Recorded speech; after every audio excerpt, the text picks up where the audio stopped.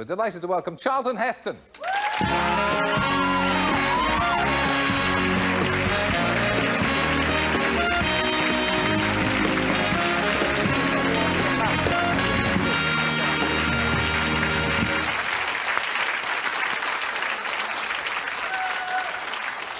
Well, Sir Thomas More, how do you like to be addressed? As Sir Thomas or? Tommy's all right. Tommy? Yes. Or Mr. Heston or? Chuck is fine. Chuck? Yes. You're not crazy about Charlton? No, my mother calls me Charlton, and Mr. Cecil B. DeMille used to call me Charlton, but it's a kind of an odd name, isn't it? Yeah, and See, if we were broadcasting this in the States where my mother might hear me, I wouldn't dare say that. People would have to call you Charlton? Yeah. No, my mother, though. Yeah, yes, quite. Well, we have a football team here of that ilk as well. Bobby Charlton. Bobby Charlton. Yes. He's not a football team in himself, but almost. Yes, almost. That's a fabulous costume. Thank you. You get out of bed of a morning and leap straight into it. Yes, just get right into it, so I get into the part, you know. Does it help? Do you feel Sir Thomas More coming over you? Yes, that's really true. I've played a lot of these fellows that wear dresses and things like that. And funny wigs and You have, noses. haven't you? You've played... Oh, yes. Oh, yeah. I've gone, on the screen, I've gone years without ever putting a pair of trousers on. Must be, you know where to put things. That's very difficult, yes.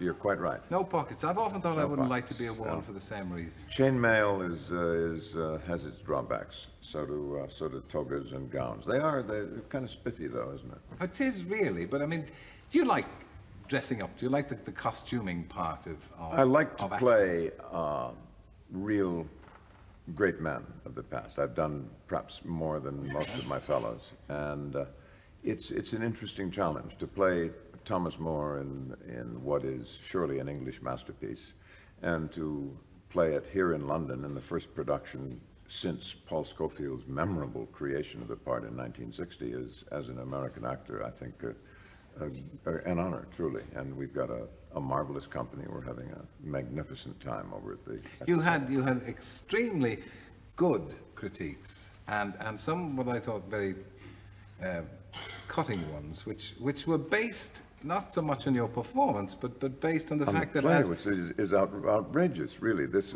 Man for All Seasons is undeniably a great play, and will be performed for generations beyond us. It's funny. Irving Wardle in the Times said that he didn't think the part of Sir Thomas More was all that great, but that you gave the definitive performance. Well, he was very generous. Right, but and other people have said, oh, they seem unable to accept you as in that.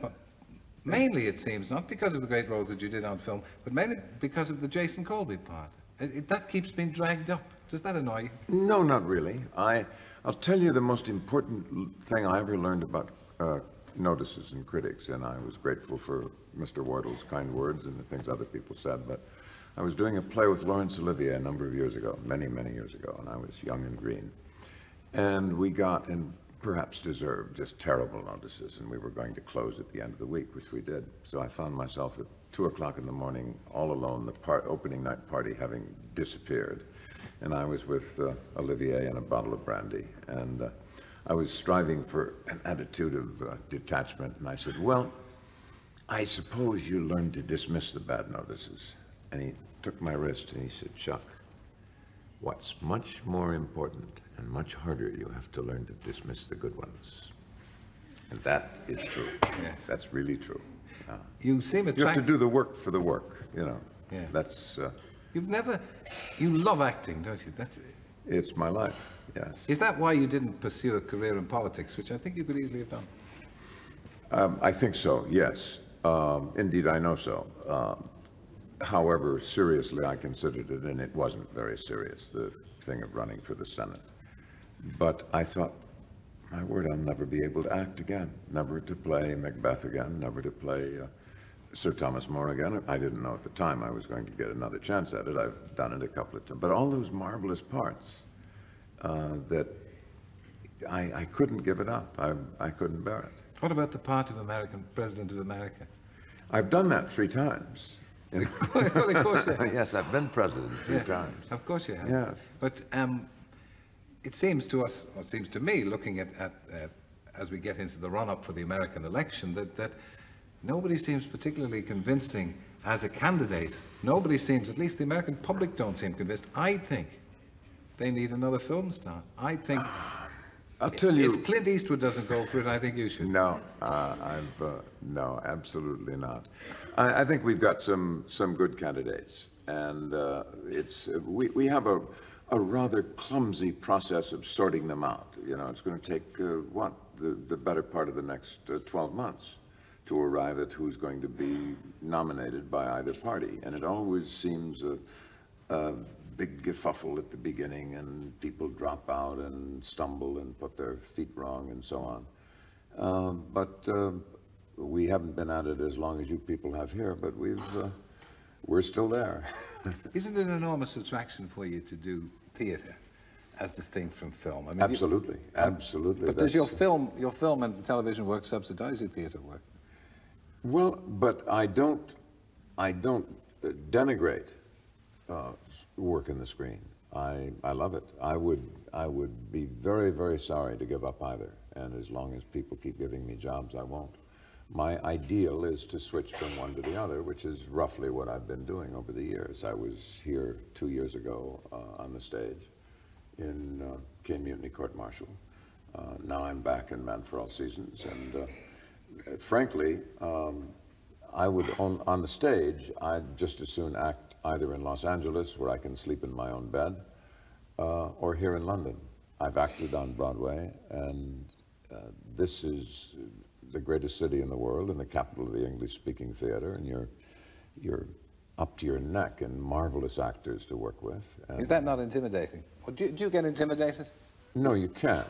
You know, for example, Paul Scofield created Thomas More on the stage and on the screen, won the Academy Award in the screen. It's considered the definitive performance, but I've followed Laurence Olivier and Ralph Richardson and Michael Redgrave in Shakespearean parts on the stage, and why not? That's what great parts are for, to be played again and again. This part will be played by somebody after me, and somebody after him, and somebody after him. It'll go on. And you got the what was the big break? The big break. What was your first film? Was it black and white? Wasn't it? The first film was a black and white film. I had done a 16mm version of Julius Caesar before that, kind of a semi-amateur version. And then I did a sort of what they used to call film noir, called Dark City. Then the second picture I did was for DeMille, about the circus, and that won the Academy Award, and then so on, and then 10 Commandments, and so on and so on. And here we are sitting here, and I'm wearing a dress, and you're wearing a gray suit. A fine way Yes. to treat a great leader of men. Have people tended to treat you with more than your due deference because of the nature of the roles that you've played? That's an interesting question, Terry. I don't know. Maybe it's either that or because I'm 6'3" and have a broken nose and a deep voice. You're pretty intimidating. But have you? I think that may be true. What about its effect on you? Has it made you feel that you should be treated with more than due deference? No, I tell you what. Playing men like Sir Thomas More and Richelieu and Jefferson and Jackson and all those formidable, truly formidable individuals, just gives you a sense of the dimension of your own smaller dimension. I remember when I was going to play Michelangelo in The Agony and the Ecstasy, and a British journalist, Michelangelo was physically quite short. He was about 5'6", I think. And he said, "Don't you think you're a bit tall to play Michelangelo?" I said, "No, I think I'm a bit small." Yeah. In a different kind of way. Yes, indeed. Yeah.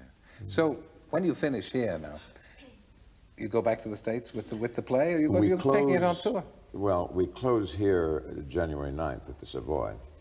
Then we are, I'm happy to announce on your program, reopening the Theatre Royal in Newcastle, which has been closed. It's one of the oldest and most beautiful theatres in London, in Britain, I'm told. And we reopen it the week after we close here in January, and then I believe we're doing a week in Brighton and maybe one more week, then I'll go back. Yes. But it's been, is now, and looks to go on being a marvelous experience. I've filmed in London, I've acted on the stage in London, I've toured as a private citizen here, and done speeches and all kinds of things. I'm very glad to be back. Yes, well, it's good to see you. And you're working with an old chum of yours, aren't you? Yes, Roy Kinnear. Well, whatever happened to him? I don't know. He's gone off a bit, you know. Has he? Yes, he has. Yes. Well, of course, it's a pity that you have to work with somebody like that.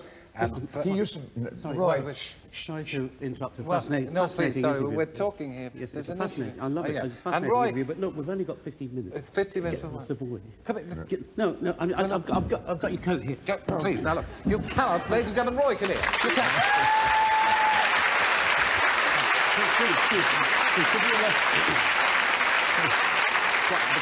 Because I told you he'd get nervous. we've only got 15 minutes. 15 minutes. So could you ask the questions a bit quick? Yes, sir.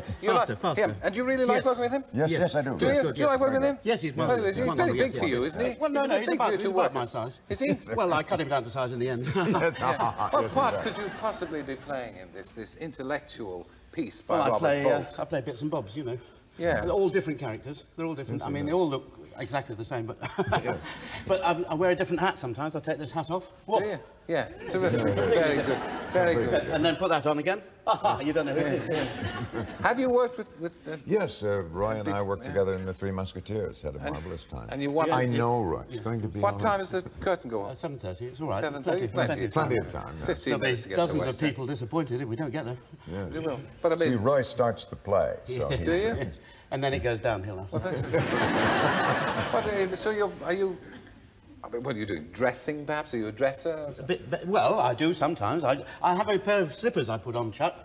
And I tell you, Sometimes he I'm not very good on props. That's my trouble. Well, apart from other things. And I usually put the wrong foot in the wrong shoe, and he goes around like that. What we've now done, we've taped inside the left-hand slipper L and the right-hand slipper R. So that's... Yes. Well, that is a bit of a... That'll help. I'm facing the other way. But then everyone doesn't know where to go. Do you think there's a future for you in epic movies of any kind that If perhaps they ever made some them, will there would be, rub yeah. off some of the... Charioteer, Oh, yes, Line of Country. that's very true. I played, actually, in an epic movie once. I played a gladiator instructor. Spartacus, was it? Yeah, no. I played it. Oh. So is that it? I mean, have you finished all the Well, we questions? were hoping that we could go on. Well, I've got your coat here, chap. All right. We were hoping that perhaps the interview could go well, on. I'm sorry, for but a bit. could we just... I think this is the kind of coat Boy George might like. I You gotta thought- give him a shot. What do you mean, Boy George? It's Boy Roy here. But I say, Could I just... I thought that Come on now, like, if get we it on. could Well, the go great on thing is with the disguise interview is complete. a little bit, a little bit longer, we might. Higher, up more, up more. No. There you go. Because There we go. if we don't go now, I'm afraid we'll never get there. Are you ready? Yes, I'm No one ready. will recognise you in that. That's fine. Yes, no. Suppose we can slip out. No one will Slip know. out. No one will know. Yes, No. quite. Well, thank Can we you. go that way? Thank you for taking my guest off. It was nothing. Thank you. Charlton Heston, ladies and Goodbye. gentlemen. Roy Kinnear, Men for All Seasons.